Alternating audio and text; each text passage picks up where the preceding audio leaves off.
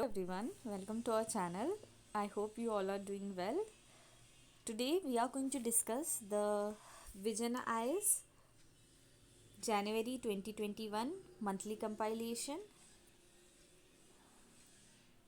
I have completed the section of science and tech, governance and polity okay polity और governance के जितने topics है वो हमने कवर कर लिए हैं। और आज का जो डिस्कशन रहेगा वो इंटरनेशनल अफेयर्स के जितने भी न्यूज़ है, ठीक है, इंटरनेशनल रिलेशन, ठीक है, that is a part of GS2, ठीक है। GS2 का इंटरनेशनल रिलेशन का जो सेक्शन है वो पूरा जो जनवरी का 2021 का करंट अफेयर सेक्शन से आया है वो पूरा आज हम डिस्कस करेंगे। अगर जिसने पॉलिटी और गवर्नेंस का सेक्शन का वीडियो नहीं देखा होगा तो मैं उसकी जो लिंक है डिस्क्रिप्शन में मेंशन कर दूंगी, आप वहाँ से उसको जाके रेफ़र कर सकते हो। एंड यस गाइस, बहुत कम दिन बचे हैं for the prelims, so please do update your self with the current affair. और आप जल्दी से जल्दी, ठीक है, अभी फेब ख़त्म होने को आया, and please do start the test series for the prelims, and please do stay update with the current affair because they are the major they played a vital role and major role during the preparation. And let's start our today's discussion with the international relations news. So as you can see, यहाँ पे आज 7 news है international relation से जो आज हम cover करेंगे। सबसे पहला न्यूज़ जो आज हम डिस्कस करने वाले हैं दैट इज़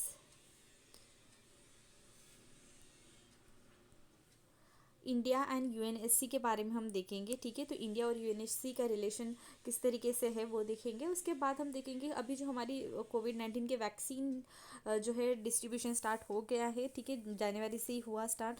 सो जनवरी का करंट अफेयर का डिस्कस कर रहे हैं। तो ऑब्वियसली इंडिया और इंडिया की जो वैक्सीन डिप्लोमेसी है वो किस तरीके से वर्क कर रही है।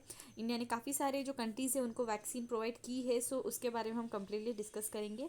एंड थर्ड ये है कि इंडिया जो है उनका मेजर रोल किस तरीके से है in making India a self resilient. The next topic that we are going to discuss that is South Asian energy security. उसके बाद इंडिया का जो ड्राफ्ट आर्टिक पॉलिसी है, and then G7 countries and the treaty of prohibition on a nuclear weapons. So these are the few lessons that we are going to discuss from the international relations section. So let's begin. सबसे पहला news जो है international relation से वो है India and UNSC. तो India जो है officially began the 8th term of a non permanent member of a UNSC for the period of a 2021-2022 period, ठीक है। तो नॉन परमानेंट मेंबर का जो सीट है इंडिया को मिला है, ठीक है, तो उसका जो टर्म पीरियड है वो स्टार्ट हो गया है in the United Nation Security council. तो इसके बारे में ये न्यूज़ में और क्यों था, तो इंडिया जो है will serve as a president of the council and position जो हेल्ड की जाएंगी by each of the member in turn for a 1 month according to the alphabetical order. ये जो प्रेसिडेंसी टर्म रहेगी वो एंटाइटल करेगी presiding over the council meeting, coordinating actions और decide करेगी जो भी कंटेंट होता है for the UNSC debates. India जो है एक मेजर क्रूशल रोल प्ले करता है and in the UNSC, and along with this India will also chair करेगा जो क्रूशल तालिबान और लिबियन सैंक्शन कमिटी है, उसके साथ साथ जो काउंटर टेररिज्म कमिटी है of United Nation Security Council during his tenure in the non permanent members. So this are the few point जो करंट में चल रहे हैं regarding the India and UNSC. अभी कुछ बैकग्राउंड देखा जाए तो इंडिया जो है was elected to the United Nations Security Council in June along with the Norway, Mexico, Ireland and Kenya. India ने लास्ट टाइम भी एज्यूम की थी उनका role as a non permanent member, and इस बार भी जो है इंडिया इसी का मेंबर रहा है as a non permanent seat, ठीक है, नॉन परमानेंट मेंबर। उसके पहले भी काफ़ी यहाँ पे जो ईयर मेंशन है उस टाइम पे भी इंडिया जो है as a non permanent member करके उन्होंने अपना रोल प्ले किया है। एट यूएनएससी इंडिया ने काफ़ी ज़्यादा प्लेज लिए हैं to be guided by the 5 priority area and under the over arching theme of a norms that is a new orientation for a reform multilateral system, and they are the new opportunities for the progress effective response for the international tourism.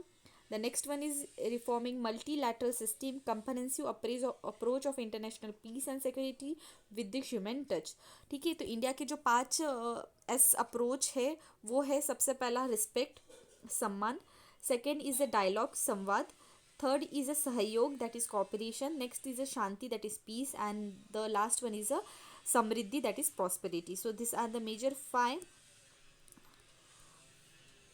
as approach of the India. Now India की जो entry है in the UNSC coincide with the emergence of a new world order. ठीक है, तो ये किस तरीके से है, which we can see in the aspect of a symmetric uncertainty. Next is absence of a global leadership जो अभी हमें दिखाई दे रही है, एंड जो एक स्टेरी डिवीजन दिखाई दे रहा है of a world into the rival blocks and as marked as unabashed pursuit of a narrow national interest. So this is the point. अब इंडिया जो है, इंडिया परस्यूट करता है on it interest in the UNSC should therefore reflect करता है उसकी एक material और geo political limitation and should be focus on a clearly identify agenda. So this are the few point regarding the background of a UNSC. ठीक है, UNSC and India का जो relation रहा है, ठीक है, उसके बारे में हमने एक ब्रीफ बैकग्राउंड जो है वो डिस्कस कर लिया. अब हम देखते हैं नेक्स्ट पॉइंट, अपॉर्चुनिटीज देखते हैं for the India in its two term period. ठीक है, तो अभी उनका जो है सबसे पहला अपॉर्चुनिटी का एरिया अगर देखा जाए, मेकिंग द यूएनएससी. सबसे पहला है making the UNSC effective and a more representative. ठीक है, तो जो यूएनएससी जो है वो ऑफर करता है एक room for a sustainable diplomatic interaction between the major powers and thus वो कहीं ना कहीं हेल्प करता है कि हम मिनिमाइज कर पाए हमारे जो टेंशन से एंड क्रिएट कर पाए कुछ नए opportunities for the cooperations. But जो कंसील है it is becoming less effective due to the deep division among the major power, and as a world largest democracy with the economic and a military power, India के पास एक unique position मिली है कि वो काफ़ी ज़्यादा जो corporation है वो इस्टेब्लिश कर पाए. At the same time India एक जो है यूएनएससी में मोर रिप्रेजेंटेटिव रोल प्ले करता है and it has one of the Indian demand since the end of a cold war. India ने कैंपेन की थी in the partnership with the Brazil, Germany, Japan कि वो एक्सपांड करे यूएनएससी मस्ट कंटिन्यू. ठीक है, तो ये एक ओवरऑल हो गया पॉइंट जहाँ पे मेकिंग द यूएनएससी इफेक्टिव के लिए इंडिया ने मेजर रोल प्ले किया है एंड यूएनएससी को इफेक्टिव और मोर रिप्रेजेंटेटिव किस तरीके से बनना चाहिए उस पर भी एक मेजर स्टैंड जो है इंडिया ने अब तक रखा है. उसके बाद है strengthening climate with the climate change dialogue. जैसे आउटब्रेक हुआ है कोविड-19 का, तो उसके वजह से जो रिलेशनशिप है between the pandemic and the climate change is in the focus and thus in the time to come climate change will be the biggest threat to the humanity and India should use the UN platform कि कुछ नए जो initiatives हैं India उस platform पर रख पाए. India ने जो फ्लैगशिप इनिशिएटिव लिया था that is international solar alliance and a coalition against the disaster resilience infrastructure highlight करता है इंडिया का एक पोटेंशियल है to play as a leadership role in this arena of a climate change. Next one is fight against terrorism. तो fight against terrorism का अगर point देखा जाए तो टेररिस्ट एक्टिविटी जो है breach new frontiers. No country can afford to adopt an ostrich like approach. That is India जो है शुड यूज़ इट्स टेन्योर कि वो फोर्स करे a search of a solution especially in the field of a terror financing infrastructure, cyber threat and the misuse जो होता है information और communication technology by the state and the non-state actor. India must also strive the more cooperation and coordination between United Nations and a financial action task force in case of a terrorism. Next, deal with a China growing hostility.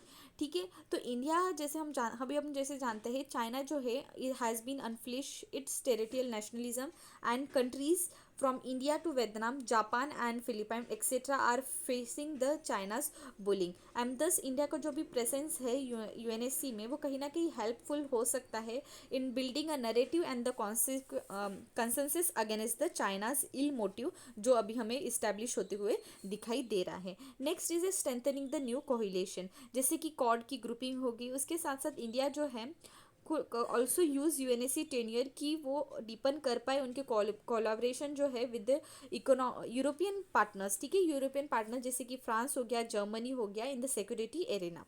Next, revitalising its engagement with the traditional partnership in the global south. तो जो numerous small island state है around the world, वो काफ़ी ज़्यादा face करते हैं challenges from the global warming along with the rise of a sea level, and उनका जो स्ट्रगल है to exercise control over by the large maritime state and supporting the sovereignty of this island state, वो भी कहीं ना कहीं articulate कर सकते हैं, ठीक है, और वो भी एक हाईलाइट में ला सकते हैं। एंड उसके लिए जो है, ठीक है, इंडिया जो है उनको हाईलाइट करने के लिए बहुत एक इंपॉर्टेंट मेजर रोल प्ले कर सकती है। So this is also one type of opportunity for India. And next one is that shaping debate on emerging issue. India कहीं ना कहीं एक मेजर रोल प्ले कर सकती है, या इंडिया के पास एक काफ़ी ज़्यादा एक अपॉर्चुनिटी है कि वो हेल्प करे different type of a debate on some of the most जो अराइजिंग ग्लोबल पीस या सिक्योरिटी चैलेंजेस है इन द टाइम, जैसे ऑनगोइंग ह्यूमैनिटेरियन क्राइसिस म्यांमार के हो गए, या ईरान न्यूक्लियर डील हो गई, या कोविड-19 पैंडमिक अमॉन्ग द अदर। उसके साथ साथ इंडिया जो है बायोलॉजिकल वेलफेयर के सेक्टर में, ठीक है, जो पैंडमिक की वजह से हमें जैसे जानते हैं, ये बायोलॉजिकल वेलफेयर सेक्टर बहुत ज़्यादा सेंसिटिव मैटर हो गया है, एंड उस पर एक जो है सॉल्यूशन लाना या उस पर कुछ कंस्ट्रक्टिव मेजर्स लेना, ये इंडिया के लिए एक मेजर अपॉर्चुनिटी रह सकती है। And India can also build a network of a like minded country को वो इंश्योर करे कुछ constructive progress in this field. Next is a growing nuclear risk, जो स्पेशली अगर देखा जाए हम काफ़ी ज़्यादा जो न्यूक्लियर कंट्रीज़ है, ठीक है, तो काफ़ी ज़्यादा मतलब जो डिफरेंट कंट्रीज़ है जो नॉन न्यूक्लियर कंट्रीज़ है, तो वो भी न्यूक्लियर जो पावर है वो इस्टेब्लिश करना चाह रहे हैं। And this are the major concerns, ठीक है, क्योंकि काफ़ी ज़्यादा ग्रोइंग जो न्यूक्लियर रिस्क हमें दिखाई देती है, तो इंडिया जो सपोर्ट करता है एक special session on the disarmament to the meaningfully examine कर सकता है एक पाथवे जो हेल्प करे टू एलिमिनेट द रिस्क जो जनरेट होती है due to the nuclear weapons. Next, India's bid for the permanent seat. India जो है inclusion into the grouping as a permanent member has been time and again blocked by the China. India का जो case है could be better strengthened by showcasing in leadership in the international issues and concern, and along with this India जो है उनका एक जो seat है for the permanent in case of a UNSC वो इस्टेब्लिश कर सकती है। Reforming peace keeping effort, India is one of the largest contributor of a peace keeping troop to the UN, and thus ये कहीं ना कहीं help कर सकता है कि हम लिवरेज कर पाए हमारी जो स्ट्रेंथ है in the information and telecommunication technology to improve the peace keeping effort along around the world. So this are the few point जो हमने अभी डिस्कस किए रिगार्डिंग द अपॉर्चुनिटीज जो इंडिया के पास है इन द टू टर्म, अभी जो उनका पीरियड है यूएनएससी में, ठीक है, तो उन टाइम पे इंडिया क्या क्या एक्सप्लोर कर सकती है, क्या कॉपरेशन डिफरेंट कंट्रीज़ के साथ कर सकती है कि वो उनका एक जो मेजर रोल है एज ए मेजर लीडरशिप का रोल जो है all over the globe establish कर पाएंगी। यहाँ पे कुछ पॉइंट दिए गए हैं that India chairing the committee on the terrorism. तो यहाँ पे उसका पॉइंट अगर देखा जाए, इंडिया ने काफ़ी ज़्यादा हमेशा ही वॉइस लिया है इन द यूएन की for the fight against the terrorism, and particularly threat जो पोजेस करता है in the by India in case of cross border terrorism for Pakistan. तो इंडिया को ये जो इशू है रिगार्डिंग टेररिज्म वो बहुत ज़्यादा एक इम्पॉर्टेंट है कि वो किस तरीके से उस इशू को डील करे और किस तरीके से एक वॉइस उठाए at the UN to fight against this terrorism. तो अभी इंडिया जो है, ठीक है, 3 committee are been highly significant subsidiaries of the UNSC, and India जो है चेयरिंग कर रहा है them in the ringing endorsement of the countries leadership to steer the panel. तो काउंटर अभी 3 कमिटीज यहाँ पे कौन सी है, तो सबसे पहला है काउंटर टेररिज्म कमेटी। ये जो कमेटी है उसको इस्टेब्लिश किया गया था जब 1911 का टेररिस्ट अटैक हुआ था in the United State, and it work to bolster the ability of a United member state कि वो किस तरीके से प्रिवेंट कर पाए टेररिस्ट एक्टिविटी को। Next is Taliban sanction committee. तो इसको हम it is also known as 1998 sanction committee. इस कमेटी का सेटअप इसलिए किया गया था कि वो डेजिग्नेट कर पाए इंडिविजुअल और एंटिटीज़ को कि वो for participating in financing, planning, facilitating और प्रिपेयर कर पाए एक एक्ट या एक सप्लाई, सेलिंग या ट्रांसफरिंग जो आर्म रिक्वायरमेंट एंड सपोर्ट कर पाए एक्ट और एक्टिविटीज़ ऑफ द ग्रुप जो अंडरटेक करते हैं the entity association with the Taliban. Next is the Libyan sanction committee, इस कमेटी के अंडर जितने भी मेंबर स्टेट है वो रिक्वायर्ड है कि वो प्रिवेंट करे जो भी सेल होता है या सप्लाई होता है of arm and related material to the Libyan and prevent करे the entry into and transit through the territories in all the list individual. So this is the three committees. सबसे पहला counter terrorism committee, next is the Taliban sanction committee and last one is the Libyan sanction committee. So this are the three important committee which are been highly significant subsidiaries committee of UNSC and India is going to chair them. अब challenge देखा जाए in front of India, so सबसे पहला जो challenge है the lack of a consensus on the definition of a terrorism. तो India जो है they have to take initiative of a pilot कि वो ड्राफ्ट करे comprehensive convention on the international terrorism in 1996. तो ये जो कन्वेंशन है is however facing a deadlock at a UN since there is a difference in the difference between various countries on the exact definition of a terrorism. So this is one of the lack of a consensus on the definition of a terrorism is a challenge in front of India. The next is a China's factor. तो China's factor अगर इसका point consider किया जाए तो Beijing जो है is asserting itself as a global state much more vigorously than ever and it had at least 6 United Nation organization and has challenged the global rules, and China also continue to support a Pakistan at various fund and also trying to undermine the India's interest. So this is also one of the front. Next is a post COVID global order. तो global economy जो है वो काफ़ी ज़्यादा impact हुई है due to the COVID and various countries are facing the recession as well as a health emergency and at the time एक narrow nationalism जो है is sweeping across the world and which is a challenge the prospect of a global cooperation. So this is also one of the hurdle जिसको India को face करना पड़ेगा. And next is a global geo politics. तो with in the situation जो deteriorate कर रहे हैं between the USA हो गया और रशिया हो गया and increasing tension between US and Iran, it is a tough situation कि इंडिया किस तरीके से प्रमोट करेगा जो मल्टीलेटरल सॉल्यूशन है to the global problem. So this are the major consensus और the major challenges. Now what is the way forward. तो India जो है has enter in the United Nation Security Council for the third time since the end of a cold war. There is a very different dynamic and than that one is encounter during the earlier tenure जो 1991 और 1992 और 2011-12 के time पे हुआ था. India जो है has been change in last decade and जो रेंज ऑफ इंटरेस्ट है इंडिया का वो भी एक्सपेंड हो गया है in the circle of international partners. India's का जो न्यू स्टिंग है at the UNSC should therefore be more purposeful and pragmatic हो सकता है. इंडिया की जो बिलीफ है ऑन द वसुदेव कुटुंबकम that is whole world is a family, वो कहीं ना कहीं हेल्प करेगी to manifest in bringing the Jio political divide and play कर सकती है एक important role for insuring the global justice. अभी यहाँ पे यूएनएससी का बारे में अगर देखा जाए टू नो, यहाँ पे एक दिया है to know more about UNSC and its function and the Indian instant UNSC reform likely refer the weekly focused एक डॉक्यूमेंट उन्होंने दिए है विजन की. ठीक है, यहाँ पे मैंने तो इस सेक्टर में डिस्कस नहीं किया है इस सेशन में क्योंकि काफ़ी ज़्यादा न्यूज़ हमें कवर करने थे, पर आप जो है यहाँ पे उनकी साइट पे जाके एक बार देख सकते हो या otherwise I will also made a video regarding that, so आपको कोई दिक्कत नहीं होगी.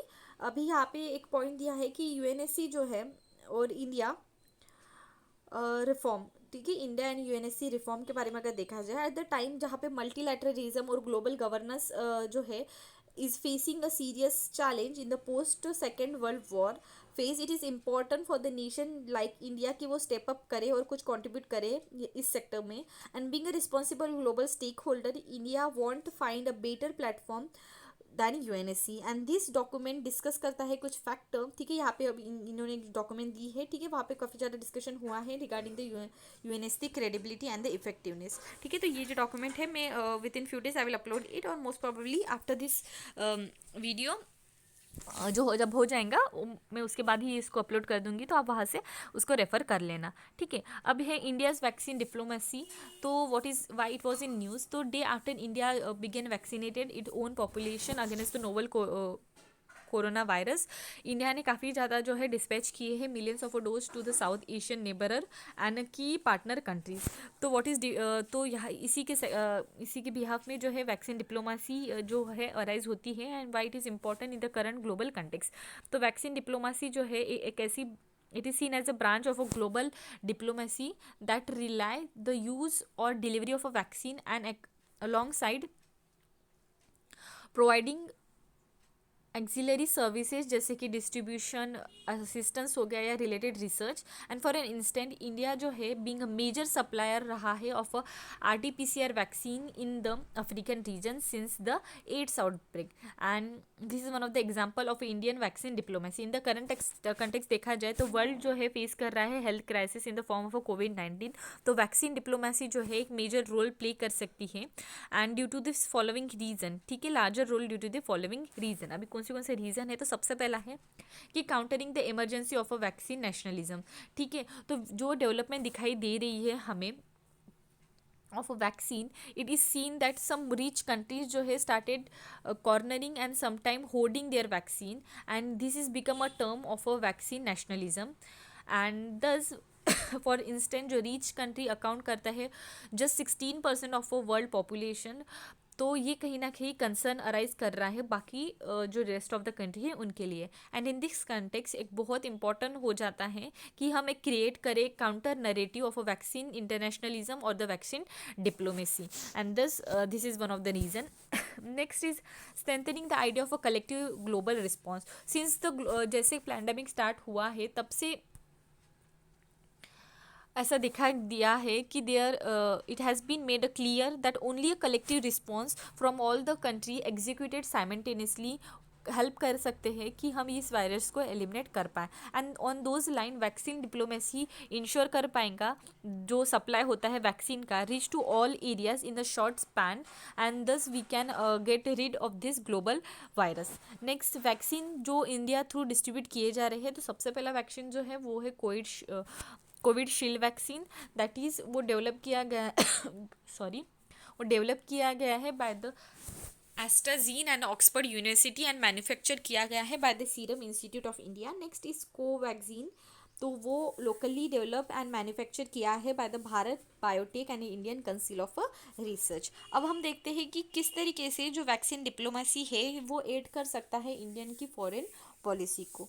तो कहीं ना कहीं वैक्सीन डिप्लोमेसी हेल्प करेगा कि हम जनरेट कर पाएँ एक गुडविल इन द नेबरहुड। ठीक है, कीपिंग इन द माइंड जो नेबरहुड फर्स्ट इनिशिएटिव, तो कोवैक्सीन और कोविशील्ड और कोविजिन जो है, दो ये जो वैक्सीन जो हम डिस्ट्रीब्यूट कर रहे हैं, ठीक है, हमने जो अभी नेबरिंग कंट्रीज़ को डिस्ट्रीब्यूट की है जैसे कि बांग्लादेश, भूटान, मालदीव्स, म्यांमार, नेपाल, ठीक है, एंड अलॉन्ग विद दिस जितने ऑल अदर जो की इंडियन ओशियन पार्टनर्स है मॉरिशियस एंड सिचली, तो उसको हमने जो डिस्ट्रीब्यूट किए हैं, तो वो हमारा जो आइडिया है या हमारी एक जो गुडविल है for generating with the neighbourhood वो शोकेस कर रहे हैं। Next is that vaccine pact with the other developing nation. India invest कर रहा है to distribute vaccine to the Latin America, Africa and the forward Soviet republic. Many of the recipient countries उन्होंने show किया है sign vaccine pact with India on a government to government basis and this further will help to strengthen India soft power in this region by decreasing the vaccine equality in the developing world. Next is vaccine India's vaccine Mitra. ठीक है, तो vaccine friendship जो है एक positive response globally evoke कर पाएगा। And next जो India comparative advantage in the vaccine diplomacy. ठीक है, तो इंडिया जो है one of the largest manufacture रहा है अब तक तो of a vaccine in the world and इन्होंने सप्लाई किया है 60% of a global requirement of a DPT, BCG and a measles vaccine. And India का जो वैक्सीन है has shown a less side effect and low cost and easier to store and transport, extension of a already preventable supply of a medicine and generic drug जैसे कि hydroxy chlorine. ठीक है, once thought to help to treat the कोविड-19 and paracetamol pain killer. तो उस time पे भी India ने सेंड किया था डिफरेंट कंट्रीज़ को, ठीक है, जब कोविड-19 की स्टार्टिंग हुई थी। तो इस तरीके से इंडिया ने काफ़ी एक मेजर जो है वैक्सीन डिप्लोमेसी पहले से ही प्ले की है। एड overing a medical diplomacy and a pharmaceutical sector. So these are the few हम पॉइंट बोल सकते हैं कि किस तरीके से वैक्सीन पैक्ट जो है वो हेल्प कर पाएंगा for developing a good and the soft relationship with the different countries. But कुछ चैलेंजेस भी हमें दिखाई दे सकते हैं while executing the idea of a vaccine diplomacy. तो सबसे पहला चैलेंज जो हो सकता है वो है balancing the vaccine diplomacy with the domestic need. ठीक है, India will need more than a billion dose की वो प्रोटेक्ट करे उनके खुद के पॉपुलेशन को, and to ensure that the supply is not constrained in India, simultaneously fulfilling the international commitment on the vaccine pact। तो वो एक मेजर लॉजिस्टिक चैलेंज रह सकता है। नेक्स्ट इज जो competition from China. Although India जो है has comparative advantage with regard to the China due to the medical industry, but China जो है has by and a large recover हो रहा है from the pandemic and it is able कि वो inject करे more diplomatic resources through the vaccine diplomacy. So these are the two major challenges while executing the idea of a vaccine diplomacy। Next है India वे forward. तो way forward यहाँ पे इस तरीके से दिया है कि इंडिया के पास इंडिया का जो पोटेंशियल है एंड जो करंट कंटेक्स्ट प्रोवाइड करते हैं that it with a twin opportunity कि वो सर्व करे ह्यूमैनिटी एंड साइमल्टेनियसली स्ट्रेंथन करे उनके जियो पॉलिटिकल पोजिशन। तो एफर्ट जो है इट शुड बी मेड कि वो कैपिटलाइज करे on its opportunity as far as possible and जो इमीडिएट गेन होगा वो हेल्प करेगा विच में generate like opening of a communication channel, creation of a goodwill etcetera. And thus India जो है उनकी एक concrete engagement through the Jio political partnership उसको भी बिल्ड कर सकता है and economic agreement along with this other जो बायलैटरल इशू है उसको भी रिजॉल्व करने के लिए ये जो वैक्सीन डिप्लोमेसी है वो वाइटल रोल प्ले कर सकती है। So this is the way forward. अब यहाँ पे हम देखते हैं कि रोल क्या है of Indian diaspora in a making India self resilient. So recently 16 प्रवासी भारतीय दिवस जो है कन्वेंशन उसको वर्चुअली हेल्ड हुआ है इन द दिल्ली रीजन, जिसका थीम था कंट्रीब्यूशन ऑफ आत्मनिर्भर भारत। ठीक है, उसका थीम क्या था? कंट्रीब्यूशन ऑफ आत्मनिर्भर भारत, भारतीय प्रवासी दिवस। तो इंडिया भारतीय प्रवासी दिवस क्या होता है उसके बारे में अगर देखा जाए तो भारतीय प्रवासी दिवस सेलिब्रेट किया जाता है वंस इन एवरी 2 ईयर कि वो हेल्प करे for strengthening the engagement of oversee Indian community with the government of India. भारतीय प्रवासी दिवस is held on January 9 and it was establish जब महात्मा गांधी 1915 को इंडिया में आए थे फ्रॉम साउथ अफ्रीका। एंड भारतीय प्रवासी भारतीय सम्मान अवार्ड भी एक होता है। It is a highest honoured जो दिया जाता है to the non resident Indian person of Indian origin और an organisation of the institution establish and run करता है नॉन रेसिडेंट इंडियन और person of origin who has been significantly contribute करता है in better understanding of India in abroad. So this is one of the fact. ठीक है, भारतीय प्रवासी भारतीय सम्मान अवार्ड। अब यहाँ पे देखते हैं इंडिया डायस्पोरा के बारे में। तो टर्म जो डायस्पोरा है मेनली कॉमनली जो है अंडरस्टैंड करता है अंडरटुक करता है विच और which we can say that it include the NRI, that is non-resident Indian, PIO, person of Indian origin. Next is a OCI, that is overseas citizen of India. And broadly speaking for the India's government जो diaspora है वो encompass करता है a group of a people who can either trace their origin of India or who are Indian citizen living in abroad, either temporary और permanent. जो status देखा जाए India diaspora का तो as per the world migration report 2020 India जो है it is a leading country of origin of international migrant in 2019। 2018 में remittance जो है इनफ्लो हुआ है इंडिया में अकाउंट करता है $79 billion, the largest in the world. So India का जो डायस्पोरा है वो काफ़ी ज़्यादा एक मेजर जो फैक्टर है जो हमें कंसिडर करना चाहिए। What role can be play by Indian diaspora in making India self resilient, strengthening the identity of a brand India. ठीक है, तो सबसे पहला है कि strengthening the identity of a brand India. तो जो यूज़ है of made in India product by the overseas citizen will encourage confidence in the global in the Indian product globally. Next, assistant for sharing of expertise and the knowledge. Rapidly जो growing population दिखाई देता है of Indian diaspora, ठीक है, इस अभी जो ऊपर हमने एक रिपोर्ट डिस्कस की उसमें भी पता चला, तो वो कहीं ना कहीं क्रिएट करता है एक mark in a various walk of a life such as academician, social service, medicine, business etcetera. Thus through dialogue हो गया, डिस्कशन हो गया, या एमिनेंट जो डायस्पोरा है can help to support the country endeavour करे टू इन्हांस उसकी capability in the various field. Health care हो गया, रिसर्च हो गया, एजुकेशन हो गया. ठीक है, उसके साथ साथ जो रेमिटेंस आते हैं, ठीक है, इंडिया में वापस इंडिया में जो भेजते हैं, ठीक है, जो फॉरेन में रहते हैं जो उनका रेमिटेंस भेजते हैं, तो वो कहीं ना कहीं हेल्प करेगा इन अ सोशियो इकोनॉमिक डेवलपमेंट. ठीक है, जैसे हमने देखा कि सबसे वर्ल्ड में लार्जेस्ट रहा है, ठीक है, $79 बिलियन तक उन्होंने भेजा है 2018 के रिपोर्ट के अकॉर्डिंग.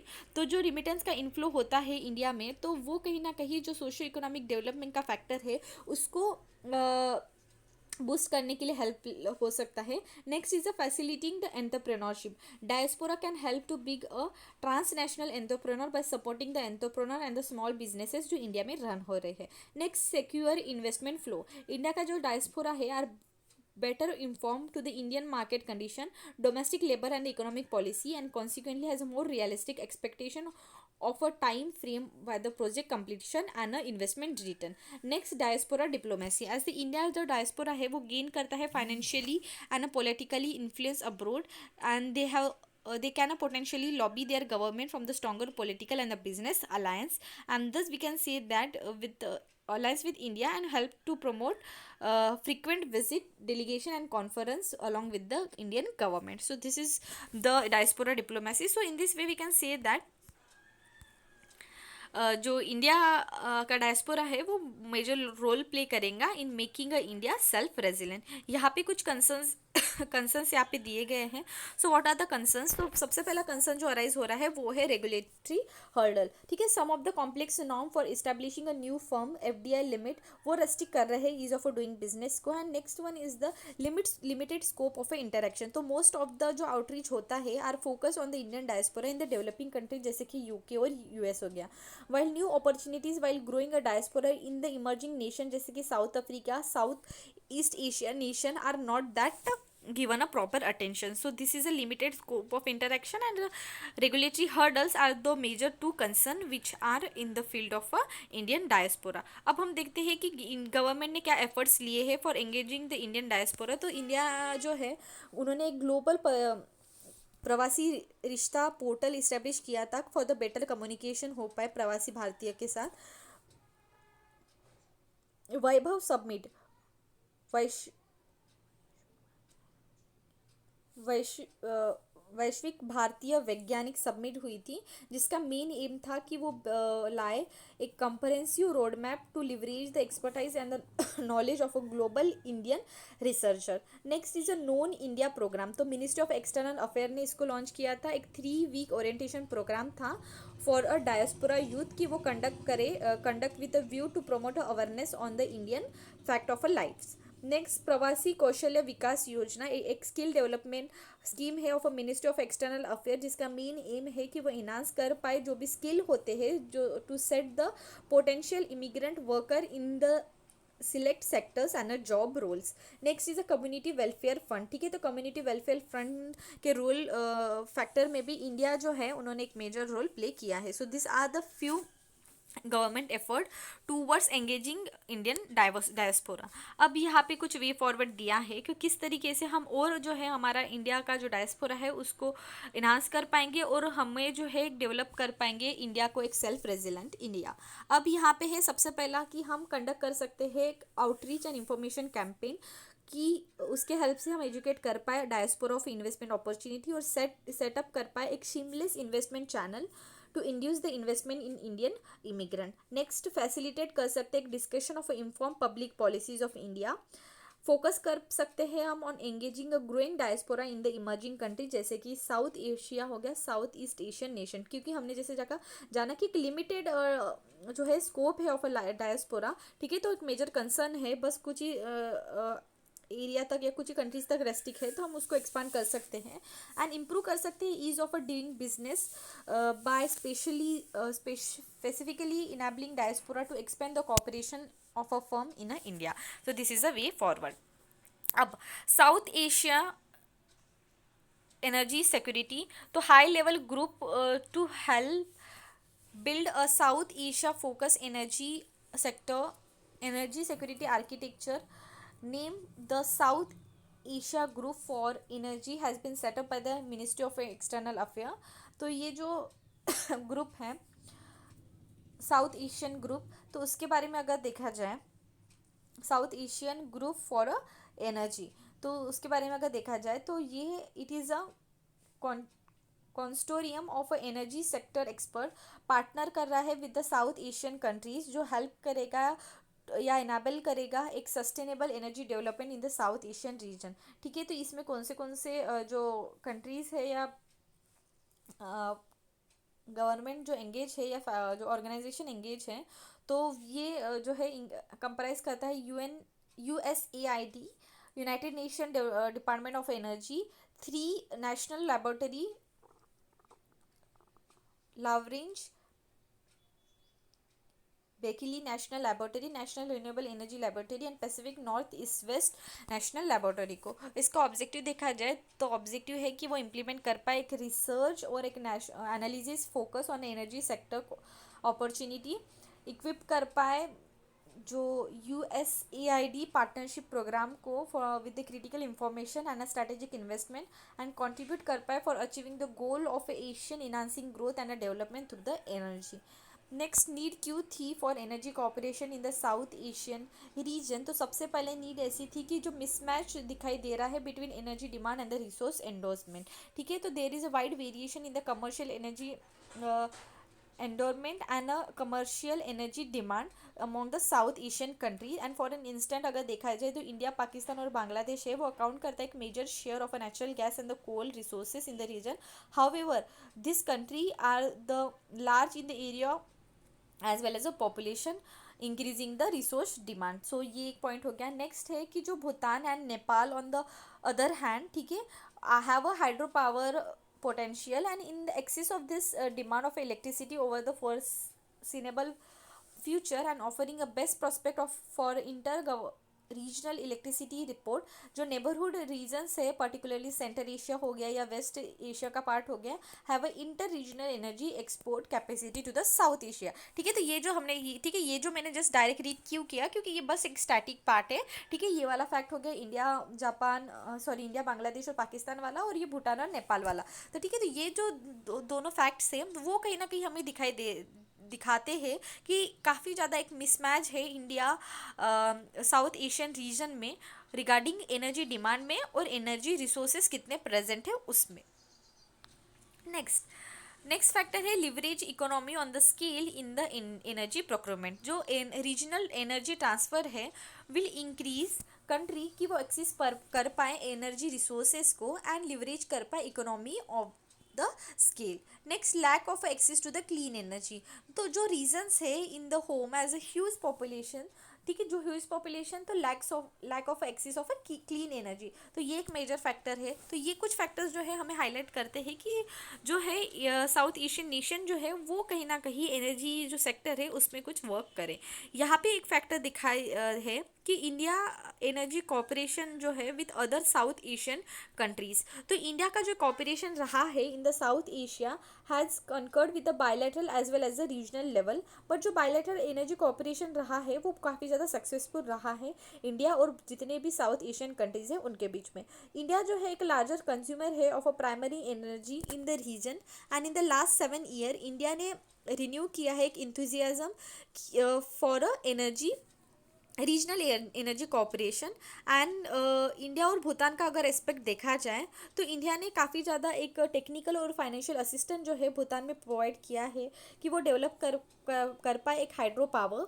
एंड इंडिया जो है भूटान जो है वो एक्सपोर्ट करता है about 1000 to 1200 megawatt surplus power to India. So this is one of the important factor. And India and Bangladesh का अगर पॉइंट ऑफ व्यू देखा जाए तो इंडिया और बांग्लादेश ने काफ़ी ज़्यादा एक MOU साइन किए है and one of the MOU ऐसा है जहाँ पे 100 मेगावाट पावर जो है will be exported to the Bangladesh. India और नेपाल का फ्रंट अगर देखा जाए तो फोर जो है हाइड्रो इलेक्ट्रिसिटी स्कीम जो है वो with an aggregated install capacity जिसका 50 मेगावाट रहेगी वो इम्प्लीमेंट किया जाएगा इन द नेपाल, जो जिसका असिस्टेंट जो है इंडिया थ्रू प्रोवाइड किया जाएगा। एंड LNG, ठीक है, लिक्विडफाइड नेचुरल गैस की फैसिलिटी जो है on a Bay of Bengal coast is underway with a particular participation by India, Bangladesh and possibly Nepal। So इस तरीके से इंडिया जो है काफ़ी ज़्यादा फ्रंट में जो है साउथ एशिया नेशन जो है साउथ एशियन कंट्रीज़ के साथ कोऑपरेट कर रहा है इन द एनर्जी सेक्टर। ठीक है, अभी आपको साउथ एशियन कंट्रीज़ या साउथ एशियन रीजन में कौन से कंट्रीज़ है इस फिगर में आप देख सकते हो। इट इज़ अफगानिस्तान, ठीक है, Pakistan, Nepal, Bhutan, India, Bangladesh, Myanmar, Maldives and Sri Lanka. So this are the factor. अभी यहाँ पे क्या है, साउथ एशियन रीजन का अगर पॉइंट देखा जाए तो साउथ एशिया जो है रीजन कंप्राइज करता है अभी जो मैंने कंट्रीज बताए उन सब में, and it is a home of a quarter of a world population and the major energy consumer. एक यूएस की एनर्जी इंफॉर्मेशन एडमिनिस्ट्रेशन जो है the regional primary energy consumption increase हुआ है बाय 58% 1991 और 2000 के बीच में, एंड इट इज़ एक्सपेक्टेड कि वो राइज हो 40% in the next upcoming decade. And meeting the project demand and international and regional cooperation on the technology infrastructural development काफ़ी ज़्यादा जो है इम्पोर्टेंट हो जाता है कि एनर्जी रिसोर्स सेक्टर में जो है इंडिया उसके साथ साथ जो साउथ एशियन रीजन है वो कोऑपरेट करे। यहाँ पे कुछ मल्टीलैटरल ट्रीटीज़ या कॉपरेशन है in the South Asian reason. तो ट्रीटीज़ या ऑर्गेनाइजेशन अगर देखा जाए, सबसे पहला है सार्क 1885 में, बांग्लादेश, भूटान, इंडिया, नेपाल, मालदीव, श्रीलंका एंड पाकिस्तान। उसके बाद अफगानिस्तान काफ़ी लेट ज्वाइन उन्होंने किया और ये भी वर्क करते हैं इन द एनर्जी सेंटर। उन्होंने इस्टेब्लिश किया था सार्क के अंडर में इन 2006 एट इस्लामाबाद में। SASEC 2001 का है। बांग्लादेश, भूटान, इंडिया, नेपाल, मालदीव, म्यांमार और श्रीलंका पार्टनर है। Regional cooperation in energy sector के लिए इसको इस्टेब्लिश किया था। बिम्स्टेक 1997 में Bangladesh, Bhutan, India, Nepal, Sri Lanka, Myanmar and Thailand countries है। Energy along with the trade and transport and tourism, ये मेन एम है बिम्स्टेक का। और फर्स्ट जो बिम्स्टेक एनर्जी मिनिस्ट्री कॉन्फ्रेंस 2005 की जो है उसके अकॉर्डिंग बिम्स्टेक एनर्जी सेंटर जो है वो इंडिया में सेटअप किया गया है। So this are the few organisation and किस तरीके से साउथ एशिया और मल्टीलैटरल एनर्जी कॉपरेशन हो रहा है। अभी यहाँ पे हम देखते हैं मेजर अपॉर्चुनिटीज़ जो इंडिया के तरफ है। तो सबसे पहला मेजर अपॉर्चुनिटी जो है वो है वाटर मैनेजमेंट के सेक्टर में। तो प्रेजेंटली अगर देखा जाए नेपाल का जो हाइड्रो पावर पोटेंशियल है वो 60 गीगावाट तक है, of which only 2% is being use. And को development via storage of a dam वो हेल्प कर सकता है for enhancing the Nepal electricity supply and income and revenue. तो इंडिया जो है is being one of the importer countries जो benefit हो सकता है in this way. Next, increasing जो शेयर होता है of LNG in the primary energy mix. तो इंडिया ने प्रपोज किया है कि वो एक्सपांड करेगा उनका जो शेयर है in the natural gas in the primary energy profile जो 6% to 15%। तो उसके लिए जो है उन्होंने ट्राई लैटरल पार्टनरशिप जो प्रोग्राम है between Bangladesh, India and Nepal उसको डेवलप किया है। ठीक है, कि वो शेयर करे पाइपलाइंस, टर्मिनल और गैस स्टोरेज फैसिलिटी को, जो हेल्प कर पाए कि वो इनांस करे जो इकोनॉमिक लाइबिलिटीज़ होती है on the investment on the LNG sector. Next, enhance the share of a renewable electricity। The Sri Lanka currently rely होता है on the import fossil fuel and the domestic hydropower, and the plan है कि वो generate कर पाए एक 100% electricity to the renewable by 2050, and this provide an investment opportunity कि वो build करे एक utility scale wind and a solar from a Indian private sector। So these are the few opportunities। Next, existing gap जो है south Asia energy corporation में। तो सबसे पहला है कि रिसोर्स कंस्ट्रेंट। तो इंडिया जो है जैसे काफ़ी ज़्यादा अबंडेंस है इंडिया में, बांग्लादेश और पाकिस्तान में कोल का, बट कोल जो है it is consider to be the not consider to be the future fuel, क्योंकि वो काफ़ी ज़्यादा पोल्यूटेंट है और काफ़ी ज़्यादा नेगेटिव उसका इम्पैक्ट है टू द क्लाइमेट, ठीक है। तो उसको एक नेक्स्ट अल्टरनेटिव ढूंढना, ठीक है, तो वो भी एक इंपॉर्टेंट फैक्टर हो जाता है, दैट इज रिसोर्स कंस्टेंट हो सकता है फ्यूचर में। Next is a mobilising a financial resource to develop the necessary energy infrastructure is a major challenge. Next एक लैक ऑफ अ डाइवर्सिफिकेशन है इन द फ्यूल बास्केट, ठीक है। तो काफ़ी ज़्यादा जो है एक डाइवर्सिफाइड जो है हमें फ्यूल के अल्टरनेटिव्स नहीं है, तो वो कहीं ना कहीं एक फैक्टर हिंडर कर सकता है। Limited focus on the renewable energy, ठीक है, despite abundance renewable energy sources जो है in the South Asian countries region, but still काफ़ी ज़्यादा जो है लिमिटेड फोकस दिखाई देता है of the countries. Next is a slow progress on a regional and the multilateral project, ठीक है। despite recent programs in negotiation, no construction has been taken place, but proposal जो है to undertake the multilateral cooperation on harnessing the hydropower potential, उसके साथ साथ जो different multilateral project जो है वो कहीं ना कहीं काफ़ी ज़्यादा स्लो प्रोग्रेस में है। So this is one of the important factor. तो यहाँ पे और एक बॉक्स दिया है, ठीक है। तो रीजनल जो प्रोजेक्ट है अंडर कंसिडरेशन, तो सबसे पहला है तापी पाइपलाइन, ठीक है, जिसका मेन एम है कि वो ट्रांसफ़र करे gas from Turkmenistan Galenish field from Afghanistan to the Pakistan and then to the India. Next is a Bangladesh, Bhutan, India and Nepal joint working group, जिसका मेन एम है कि वो collectively harness करे hydro power potential from of a Ganga Brahmaputra मेघना basin, ठीक है। तो ये हो गया दो जो प्रोजेक्ट रीजनल प्रोजेक्ट जो अंडर कंसिडरेशन है। यहाँ पे कंक्लूजन दिया है, तो साउथ एशियन नेशन जो है need to see a comparative advantage जो उनको दे सकता है in the energy sector, and India जो है must lead to facilitate financing developing harmonise technical regulation और डीपन करे एक प्रोफेशनल नेटवर्क एंड इन्हांस करे जो रीजनल बिजनेस अपॉर्चुनिटीज़ को। एक ग्रेटर कॉपरेशन जो है वो भी इस्टेब्लिश कर सकता है India with the neighbouring country, and further it will contribute towards the peace and the development in the region. So this is one of the positive conclusion.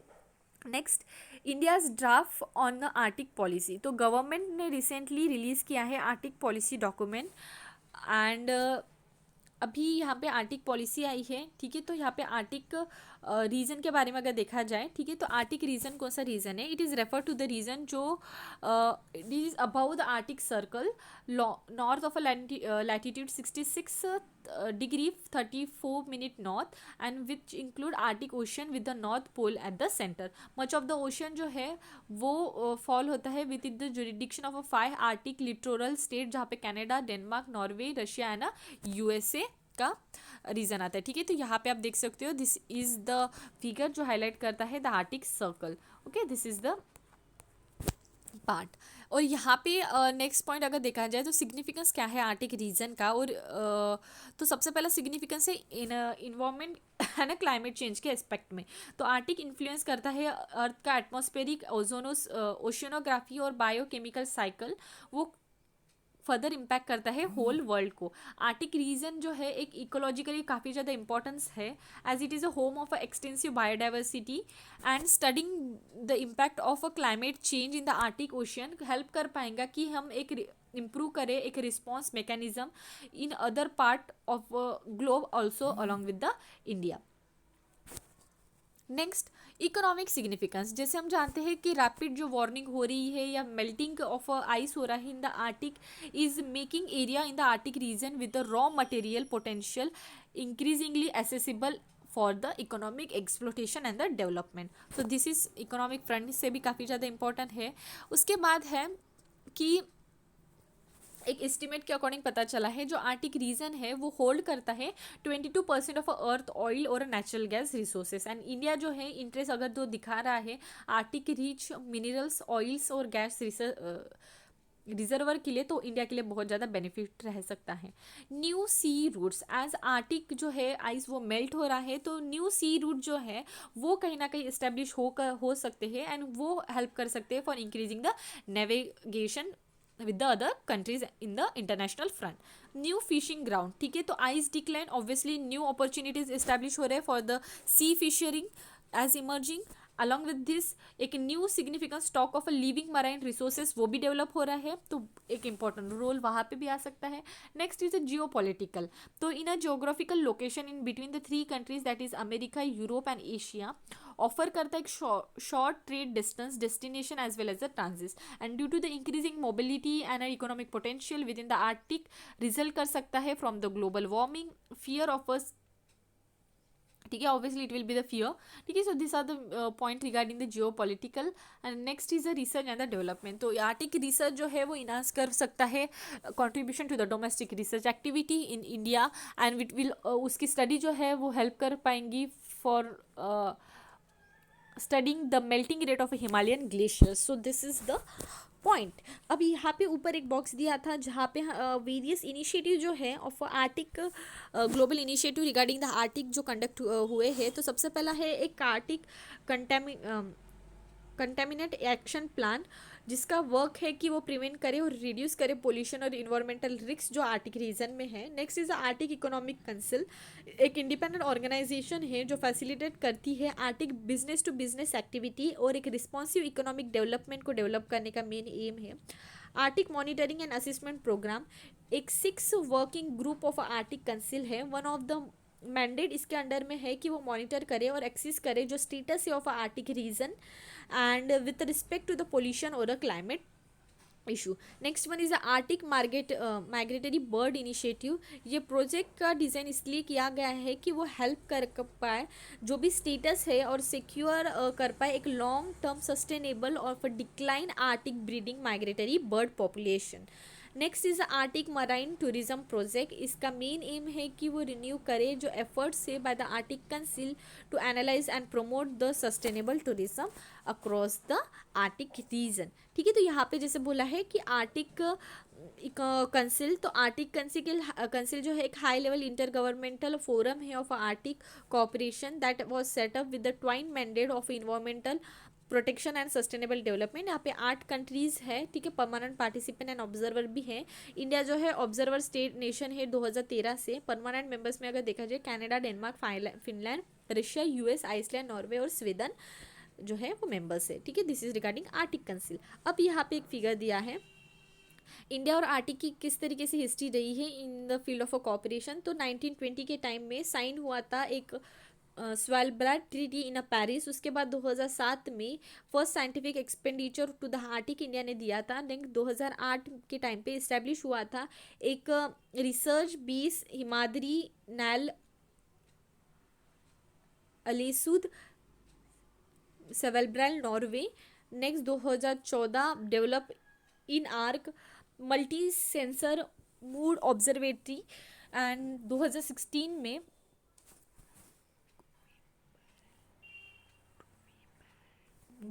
ग्रूवे padded atmospheric laboratory का setup किया गया था. So this are the history regarding cooperation of India with the Arctic. अभी इस बार जो draft policy आई है उसका क्या पॉइंट है, उसके क्या क्या एम्स है. तो सबसे पहला एम है कि वो कंट्रीब्यूट कर पाए इंटरनेशनल जो एफर्ट्स चल रहे हैं कि वो इनहांस करे humankind understanding of Arctic region, enhance कर पाए एक सस्टेनेबल और mutual benefit cooperation between India and Arctic countries, and strengthen effort from the against the global warming, better understanding हो एक साइंटिफिक और क्लाइमेटिक रिलेटेड लिंकेज जो है between Arctic and Indian monsoon, harmonise करे एक polar research with a third pole that is Himalaya, and advance the study and understanding of Arctic within the India. For achieving the Indian Arctic mission, यहाँ पे कुछ 5 pillar जो है has been set. सबसे पहला है कि research and science and research activity. उसके बीच में following component have been cover. सबसे पहला साइंस सेक्टर में देखा जाए तो स्ट्रेंथन करना जो एग्जिस्टिंग रिसर्च बेस है हिमाद्री में एक हार्नेस करना जो एग्जिस्टिंग एक्सपर्ट्स है from a polar research in the discipline of this particular sector, Jio engineering हो गया या ओशियन साइंस हो गया.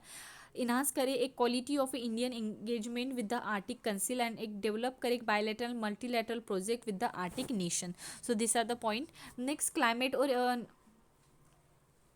चेंज और इन्वायरमेंट के सेक्टर में India will participate in the research and to preserve Arctic biodiversity, contribute कर पाए towards the environmental management in the Arctic reason.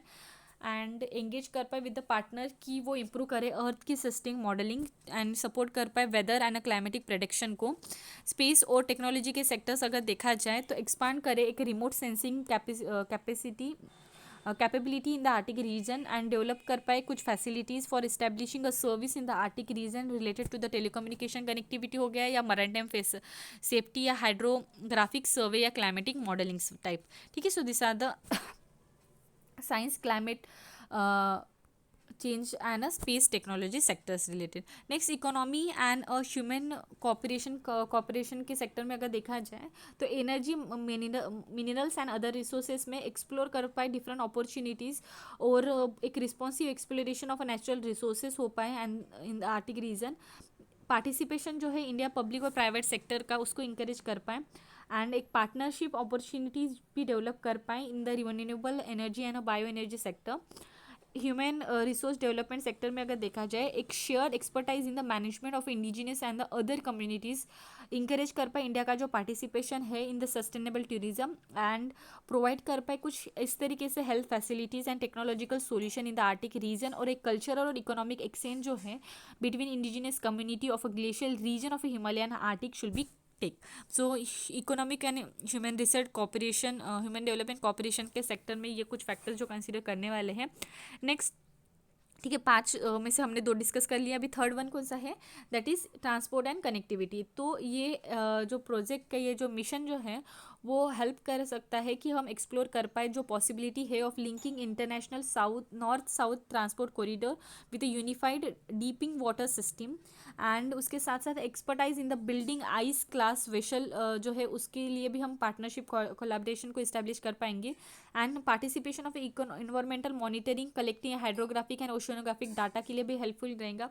Governance and international cooperation के सेक्टर में अगर देखा जाए एक्टिवली पार्टिसिपेशन जो है international climate change and environmental treaty framework related to the Arctic उसमें भी हम रह सकते हैं एंड अपहोल्ड कर सकते हैं कि international raw particularly in this particular sector and national capacity building के फ्रंट में भी बहुत ज़्यादा यूजफुल रह सकता है। वो किस तरीके से कि हम जो है एक्सपांड कर सकते हैं हमारी जो कैपेबिलिटीज़ है और कैपेसिटी है and the awareness for the arctic related scientific research put कर सकते हैं इन प्लेस आर्टिक रिलेटेड जो प्रोग्राम्स है for the mineral oil and gas exploration expand कर सकते हैं student programme on a blue bio economy and एक wild range institutional base हम जो है आर्टिक रीजन में इस्टेब्लिश कर सकते हैं from legal environmental and governance issues. So this are the few 5 major aspect जो इस मिशन के अंडर में कंसिडर करने वाले हैं। Next is a group of 7, तो यूनाइटेड किंगडम उन्होंने इनवाइट किया है प्राइम मिनिस्टर ऑफ इंडिया कि वो अटेंड करे G7 समिट को जो शेड्यूल होने वाली है जून 2021 को। Apart from this India, Australia और साउथ कोरिया उन्होंने इन्वाइट किया है कि वो पार्टिसिपेट करें in the proceeding of the summit as a guest country. UK जो है will use G7 summit for the opportunity कि वो बिल्ड कर पाए build back better from the corona virus. Previously 2019 में इंडिया ने पार्टिसिपेट किया था इन द G7 कंट्री। अभी यहाँ पे G7 कंट्री कौन कौन से हैं, तो G7 जो है इंडस्ट्रियलाइज डेमोक्रेसी का एक ब्लॉक है जहाँ पे Canada, France, Germany, Italy, Japan and United Kingdom and the United State हैं।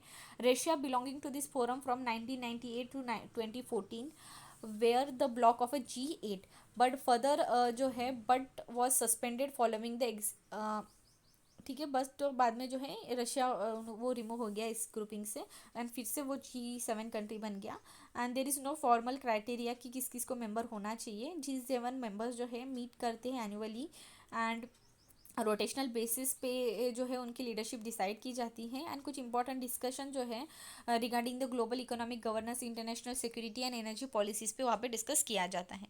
करंटली अगर देखा जाए तो GDP जो है ऑफ ए G7 कंट्री वो more than 30% है of the world and it down from nearly 70% 3 decade एगो। इंडिया जो है it is not a member of a G7 country. Significance देखा जाए इंडिया के लिए ऑफ अ G7 तो सबसे पहला है a voice of international organisation जो रिलेशन है with the G7 and propose inclusion of India वो हेल्प कर सकता है एक सिक्योरिटी और पॉलिसी इंटरेस्ट को बिल्ड करने के लिए।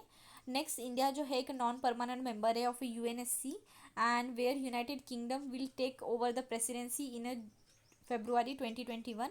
और यूनाइटेड किंगडम जो है वो G7 का भी पार्ट है, तो कहीं ना कहीं एक इंटरलिंक करके हम समझ सकते हैं कि किस तरीके से इम्पोर्टेंस है। Next, align against the China. तो जो प्रपोजल है of expansion of a G7 country with inclusion of India, Australia and south Korea, वो कहीं ना कहीं अल्टीमेटली हमें देख सकते हैं कि it is a shape of towards the anti China alliance. And ये जो न्यू वर्जन है ऑफ G7 अकाउंट करता है more than 50% of a world GDP। Next is Indo Pacific security front में भी यूएस का जो इंटरेस्ट दिखाई दे रहा है in the Indo Pacific and accord member, जहाँ पे US, India, Japan and Australia आ रहा है। तो G70 कहीं ना कहीं हेल्प कर सकता है कि हम बूस्ट करें बूस्ट करें security cooperation in the Indo Pacific region. Economy और ट्रेड के एक्सपेक्ट में भी काफ़ी ज़्यादा यूजफुल रह सकता है। And next is a forum of a democracy. ठीक है, तो द एक्सटेंड जो दिखाई देता है of a G7 with the inclusion of India, South Korea and Australia, वो कहीं ना कहीं हेल्प कर पाएंगा for developing a credible forum of a democracies for free and rule based world order. Next कुछ चैलेंजेस जो है विद द G7 कंट्रीज। तो सबसे पहला चैलेंज है that is a group of a 20, that is G20। तो G20 जो है it is arise as alternative of a G7 which affect कर सकता है इम्पोर्टेंस एंड इन्फ्लुएंस कर सकता है G7 को। इंडिया जो है also need to take care while joining the forum because relevance to G7 within G20 is a debate because there is a conversion in the area of activism between the G7 country and G20 countries। US hegemony, तो internally अगर देखा जाए G7 जो है has a number of a disagreement. Most recently अगर देखा जाए तो US clash with other members over the tax on import and the US का जो विड्रॉल हुआ है पायस एग्रीमेंट से, वो भी एक मेजर फैक्टर हो सकता है। Next is a non inclusion. It is claim that जो G7 है there is no representative from any African, Russian and the middle eastern country. So not inclusion factor जो है इंडिया G7 कंट्री में दिखाई देता है। Now next one is a re inclusion of Russia. The जो proposal है कि वो री एडमिट करे रशिया को, it is expected to receive a strong relation with other G7 members because Russia जो है it is seen as aligned with the China. So these are the few challenges for India within the G7 country. So what is the way forward? ये जो proposed expansion दिखाई दे रहा है, ठीक है, of a G7 country जहाँ पे साउथ कोरिया, ऑस्ट्रेलिया और इंडिया को इंक्लूड किया जाएगा, ठीक है, वो हेल्प कर सकता है to be more representative institution and than the current G7 countries. And while India जो है it need to be more cautious and pragmatic in relationship with the G7 country without hampering the relation जो Russia और G20 country के साथ है। ठीक है, so this is a way forward. Next news is a treaty on prohibition on eco nuclear weapon. तो United Nation treaty on prohibition of a nuclear weapon, उसको it has entered into the force from 22 January 2021। इसके बारे में अगर देखा जाए, इसको officially 2017 में अडॉप्ट किया था due to the effort of international campaign to abolish nuclear weapon. जो international campaign to abolish nuclear weapon जो है इट इज़ इंटरनेशनल कोलिशन है of NGO running campaign to advocate the United Nation weapon ban treaty with about 100 countries. And इस campaign को 2070 में Nobel peace award भी मिला था due to their efforts. And अभी ये जो ट्रीटी है, ठीक है, treaty on prohibition, UN treaty on prohibition of a nuclear weapon, it got 50% ratification मिला है काफ़ी ज़्यादा कंट्रीज से। And at present 86 member countries उन्होंने साइन किए इस ट्रीटी को। US, Russia, China, Britain, France, India, Pakistan, north Korea, Israel जो है country possessing the nuclear power and the NATO alliance did not support this treaty. So India का belief इस तरीके से है कि दैट ये जो ट्रीटी है डज नॉट कंस्टिट्यूट और कंट्रीब्यूट करती है to the development of a customary international law. India का सपोर्ट रहा है the commitment of a negotiation and comprehensive nuclear weapon convention in the conference of a disarmament. इस treaty के बारे में अगर कुछ डिटेल देखी जाए तो ये जो ट्रीटी है into the force of treaty on prohibition of a nuclear weapon, that treaty provision जो है will be the legally binding to all the state जो भी उसको ratify करेंगे। ये prohibit करेगी कि state parties को कि वो develop test produce manufacture otherwise acquire possess or stockpile nuclear weapon and transfer करे to any recipient whatever nuclear weapon और अदर न्यूक्लियर जो एक्सप्लोजिव रहेंगे उन सबको। रिसेसिव रिसीव कर पाए द ट्रांसफर ऑफ और the control over the nuclear weapon and use to threaten the use of a nuclear weapon and assist करे, encourage करे और इंड्यूस करे any one of the engage in any activity जो prohibit करता है party state party under this treaty, allow करता है any stationing, installing और deployment of a nuclear weapon. So this are the few restriction to the state parties. And significance अगर देखा जाए इसका, तो एक क्लोज जो है लीगल गैप दिखाई देता है. नेक्स्ट एक ह्यूमैनिटेरियन कॉन्सिक्वेंसेज जो होती है, ठीक है, nuclear weapon should be banned because वो अनएक्सपेक्टेड ह्यूमैनिटेरियन कॉन्सिक्वेंसेज अराइज कर सकते हैं एंड पोज कर सकते हैं एक threat to the humanity. Victim assistance and remediation, ठीक है, in addition to the treaty prohibition state parties जो ऑब्लिगेट है कि वो प्रोवाइड करे विक्टिम असिस्टेंस एंड हेल्प करे with the environment remediation effort by cleaning up the environment contaminated by nuclear testing. Message to the nuclear power countries and catalyst to the young generation. So these are the few significance. अब what are the challenges? तो challenges का अगर point of view देखा जाए, so national security के front में काफ़ी ज़्यादा एक प्रॉब्लम आ सकता है. एंड नॉन इफिशियंसी जो होती है, ठीक है, efficiency of a treaty is questionable because none of the 9 जो है nuclear arm state including the 5 permanent member उन्होंने सपोर्ट नहीं किया इस ट्रीटी को. एक लैक ऑफ अ क्लैरिफिकेशन है, ठीक है, काफ़ी ज़्यादा आर्गूमेंट हो रहे हैं ऑन द टेक्निकल ग्राउंड हो गया या कुछ क्लियरिटी नहीं है about the type of a nuclear weapon in this treaty जो इस ट्रीटी में कवर किए जाएंगे. So this are the few challenges.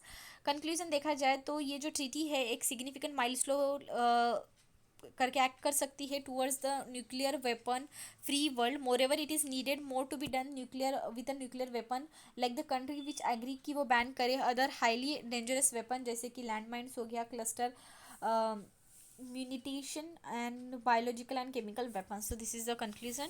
यहाँ पे other nuclear weapon prohibition treaty देखा जाए तो सबसे पहले एक ट्रीटी है 1968 की नॉन प्लोरिफिकेशन ट्रीटी, जिसका मेन एम था कि वो प्रिवेंट करे जो स्प्रेड होता है न्यूक्लियर वेपन का और वेपन टेक्नोलॉजी का. ये रिप्रेजेंट करता है एक binding commitment of a multilateral treaty of a gold disarmament and promote करता है cooperation in the field of a peace nuclear technology. Next treaty हुई है एक 1996 की, that is comprehensive treaty ban, comprehensive test ban treaty जो prohibit करता है nuclear explosion जो होता है in the world. US, China, Israel, India, Egypt, Pakistan, North Korea that have the nuclear power reactor on the research has yet to be ratified this treaty. Next, how this the TPNW is different from a non-proliferation treaty. ठीक है, तो ये जो इन दोनों में difference क्या है, तो जो ये न्यू अभी जो की जो ट्रीटी है वो प्रोहिबिट करते हैं न्यूक्लियर वेपन आउटरीच को. एंड जो एनपीटी था the non nuclear weapon state forces the option of a developing nuclear weapon. अभी की जो ट्रीटी है वो फोकस करता है prohibition and the use of a nuclear weapon, और जो एनपीटी है वो फोकस करता है on the transfer, manufacture and acquisition of this weapon. And अभी की जो ट्रीटी है that is complement and support करता है NPT nuclear armament and non proliferation objective जो है to pursue the negotiation of effective measure for the nuclear disarmament. So this is regarding the D and in this way we conclude our international relation section. ठीक है, international affairs के जितने भी news थे IR के वो हमने cover कर लिए. आई होप यू आपको सबको समझ में आया. Take care. Thank you.